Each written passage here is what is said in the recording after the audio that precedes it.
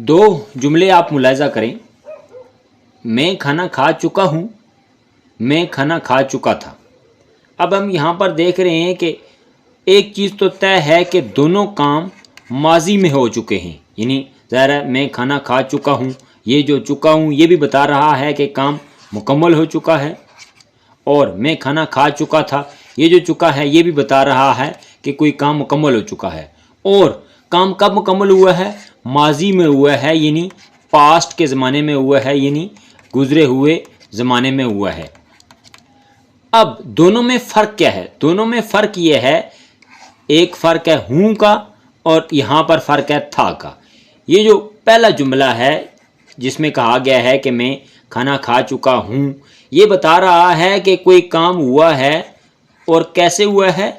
माजी करीब में हुआ है, यानी अभी कुछ अर्सा पहले ही वो काम कंप्लीट हुआ है। जबकि ये जो दूसरे वाला जुमला है मैं खाना खा चुका था, ये भी बता रहा है कि कोई काम माजी में हुआ है, लेकिन वो माजी बईद यानी दूर के ज़माने में बहुत पहले कोई काम हो चुका है, तो उसको हम कहते हैं, एक को हम कहते हैं माजी करीब और एक को कहते हैं हम माजी बईद। अंग्रेज़ी ज़ुबान में माजी करीब के लिए हम टेंस इस्तेमाल करते हैं प्रेजेंट परफेक्ट टेंस, और माजी बईद के लिए हम अंग्रेज़ी ज़ुबान में टेंस इस्तेमाल करते हैं past perfect tense. Present perfect tense को हम पहले डिस्कस कर चुके हैं। आज के सबक में हम पढ़ेंगे पास्ट परफेक्ट टेंस यानी माजी बईद क्या होता है। पास्ट परफेक्ट टेंस आसानी के लिए हम कहते हैं फ़ेल माजी मुकम्मल, या हम कह सकते हैं कि फ़ेल माजी बईद। जैसे पहले मिसाल से हमने कह दिया है कि ये कोई काम माजी में हुआ है, लेकिन बहुत पहले ये काम सरअंजाम पा चुका है। अगर आप हमारे चैनल पर नए हैं तो अभी हमारे चैनल को सब्सक्राइब करें और बेल आइकन का बटन दबाएं, ताकि हमारी हर आने वाली वीडियो आप तक बर वक्त पहुँचती रहे। पास्ट परफेक्ट टेंस की कुछ उर्दू में मिसालें हम देख लेते हैं। जैसे मैंने कहा कि मैं खाना खा चुका था। अली सो चुका था। अम्मी खाना पका चुकी थी। आगे हम कह सकते हैं कि अब्बू दफ्तर से वापस आ चुके थे और बच्चे टीवी देख चुके थे। अगर हम इन सारे पास्ट परफेक्ट टेंस के जुमलों पर गौर करें तो हम देख रहे हैं कि हर जुमले के आखिर में आता है चुका था, चुकी थी या चुके थे। ये नहीं, हम अपनी आसानी के लिए कह सकते हैं कि जो उर्दू में निशानी होगी वो ये होगी कि जो हमारे पास उर्दू का जुमला होगा, उर्दू जुमले के आखिर में कौन कौन से अल्फाज आते हैं? चुका था, चुकी थी या चुके थे आता है। यानी ये वाले जो अल्फाज अगर किसी उर्दू के जुमले के आखिर में आएंगे तो हम ये कहेंगे कि ये माजी बहीद का यानी पास्ट परफेक्ट टेंस का जुमला है। अब अंग्रेज़ी ज़ुबान में जो सेंटेंस स्ट्रक्चर है वो क्या होगा? सेंटेंस स्ट्रक्चर कह लें, जुमले की बनावट कह लें, या सेंटेंस फॉर्मेशन कह लें, यानी जुमला अंग्रेज़ी ज़ुबान में कैसे बनता है। अंग्रेज़ी ज़ुबान में हमें पता है कि कोई भी जो जुमला है वो सब्जेक्ट से शुरू होता है, सब्जेक्ट के बाद आता है हेल्पिंग वर्ब और फिर उसके बाद आता है मेन वर्ब और फिर उसके बाद आता है ऑब्जेक्ट। आमतौर पर तो जुमले का यही स्ट्रक्चर होता है। पास्ट परफेक्ट टेंस में सब्जेक्ट कोई भी आ सकता है, I, we, you, they, he, she, यानी कोई भी सब्जेक्ट हो सकता है। हेल्पिंग वर्ब कौन कौन से आ सकते हैं?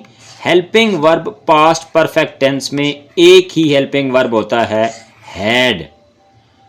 अब मेन वर्ब कौन सा इस्तेमाल होगा? वर्ब हमारे पास इस्तेमाल होगा third form of the verb, जिसको हम कहते हैं past participle form of the verb, और फिर उसके बाद आएगा हमारे पास ऑब्जेक्ट। यानी हमारे पास स्ट्रक्चर ये बना कि सबसे पहले जुमले के शुरू में आएगा सब्जेक्ट, उसके बाद आएगा हैड, फिर हमारे पास आएगी पास्ट पार्टिसिपल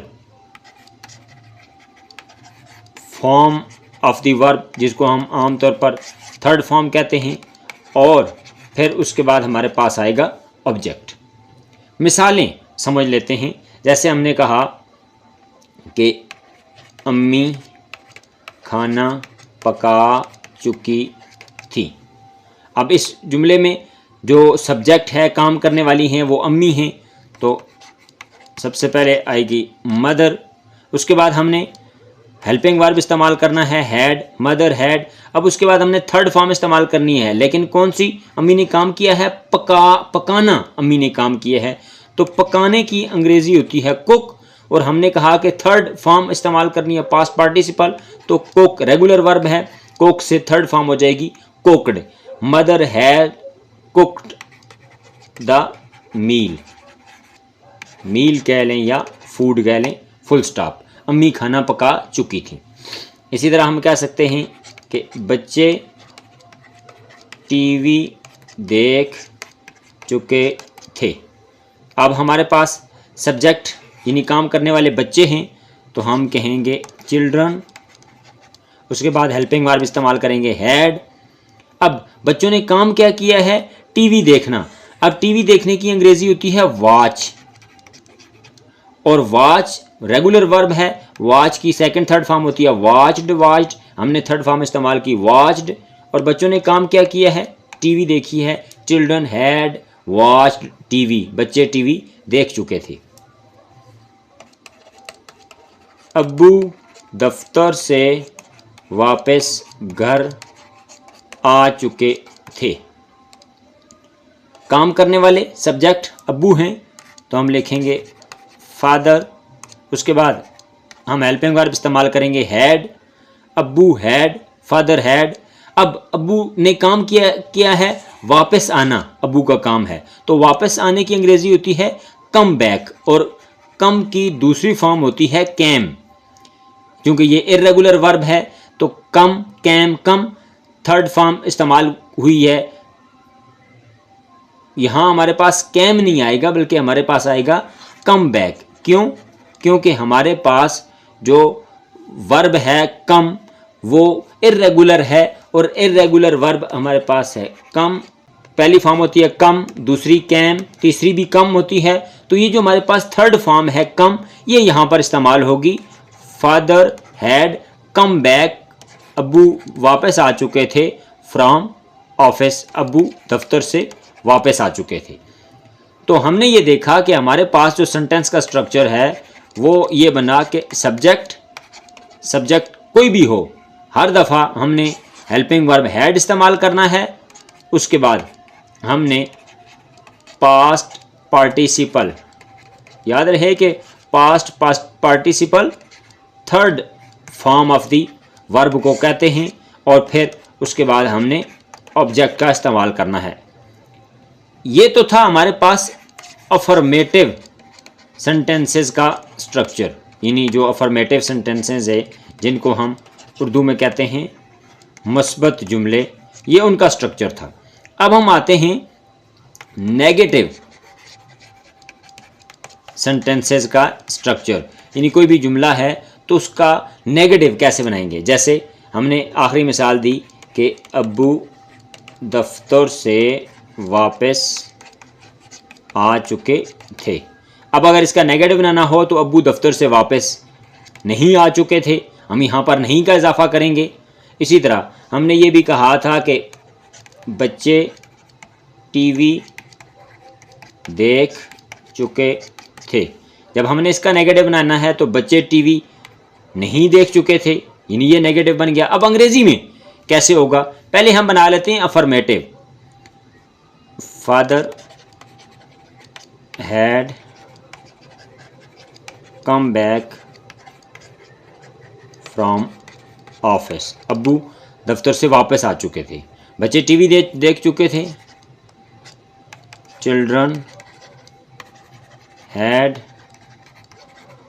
वॉच टीवी। बच्चे टीवी देख चुके थे। अब अब्बू दफ्तर से वापस नहीं आ चुके थे। जब हमने इसकी अंग्रेजी बनानी है तो हमारे पास जो हेल्पिंग वर्ब है हमने उसके बाद नॉट का इजाफा कर देना है। Father had not come back from office. अब्बू दफ्तर से वापस नहीं आ चुके थे। बच्चे टीवी देख चुके थे। Children had watch TV. बच्चे टीवी नहीं देख चुके थे। Children had not watch TV. बच्चे टीवी नहीं देख चुके थे। ये नहीं, हमारे पास नेगेटिव सेंटेंस का स्ट्रक्चर ये बना कि सबसे पहले आएगा सब्जेक्ट, फिर उसके बाद हैड, फिर उसके बाद नॉट, फिर third form of the verb और फिर उसके बाद हमारे पास आएगा ऑब्जेक्ट। एक और मिसाल देख लेते हैं। हम ये कहते हैं कि आयशा अपना घर का काम ख़त्म कर चुकी थी। अब इसकी अंग्रेज़ी होगी Ayesha had finished her homework. Ayesha अपना घर का काम ख़त्म कर चुकी थी। जब हमने इसका नेगेटिव बनाना है तो हम हैड के बाद नॉट का इजाफा कर देंगे। Ayesha had not finished her homework.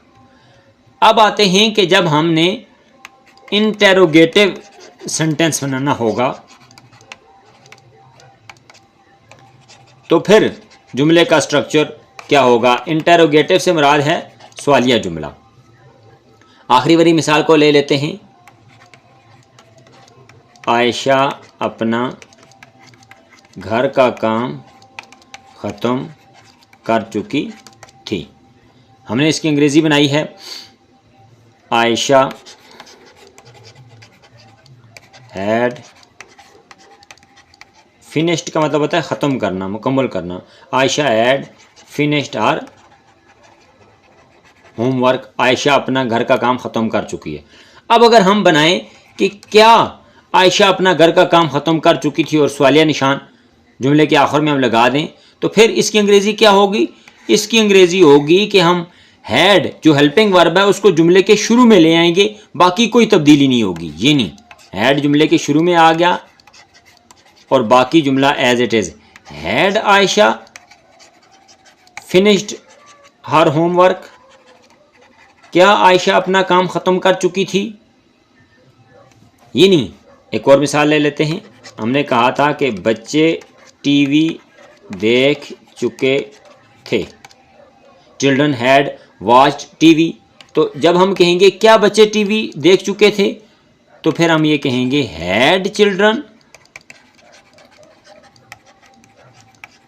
Watched TV और आखिर में साइन ऑफ इंटरोगेशन। ये नहीं, हमारे पास इंटरोगेटिव सेंटेंस का जो स्ट्रक्चर है वो इस तरह बना कि सबसे पहले जुमले के शुरू में आएगा हैड, फिर उसके बाद आएगा हमारे पास सब्जेक्ट, फिर उसके बाद हमारे पास आएगी third form of the verb और फिर उसके बाद अगर ऑब्जेक्ट हुआ तो हमारे पास सब्जेक्ट और आखिर में सवालिया निशान। बाज़ औक़ात क्या होता है कि हमारे पास जो जुमला होता है वो नेगेटिव भी होता है और इंटेरोगेटिव भी होता है, जिसको हम कहते हैं मनफी सवालिया जुमला या नफ़ी सवालिया जुमला। यानी हमने कहा कि बच्चे टीवी देख चुके थे, ये मस्बत जुमला है। अब इसका हम मनफी जुमला बनाते हैं नफ़ी। बच्चे टीवी नहीं देख चुके थे। अब हम इसका बनाते हैं सवालिया जुमला। क्या बच्चे टीवी नहीं देख चुके थे। अब हम यहाँ पर एक चीज़, दो चीज़ें नोट करेंगे कि एक तो यह है कि क्या के साथ शुरू हो रहा है, यानी सवाल पूछा जा रहा है, और दूसरा इसमें नेगेटिव भी है, यानी नहीं भी पूछा जा रहा है। तो ऐसे जुमले बनाने के लिए हम पहले पॉजिटिव जुमला बनाते हैं। हमने कहा था कि बच्चे टीवी देख चुके हैं। चिल्ड्रन हैड वॉच्ड टीवी, बच्चे टीवी देख चुके थे। अब पहले करते हैं कि बच्चे टीवी नहीं देख चुके थे। चिल्ड्रन हैड के बाद नॉट का इजाफा हमने करना है, बाकी जुमला एज इट इज़ रहेगा। Children had not watched TV. अब हम देखते हैं कि हमारे पास जुमला बन गया है नेगेटिव। अब हमने इसका इंटरोगेटिव बनाना होगा, तो वही तरीकाकार होगा कि हेल्पिंग वर्ब को जुमले के शुरू में ले आएंगे, यानी हैड, एच बड़ा हो जाएगा, जुमला शुरू हो रहा है, चिल्ड्रन का सी छोटा हो जाएगा।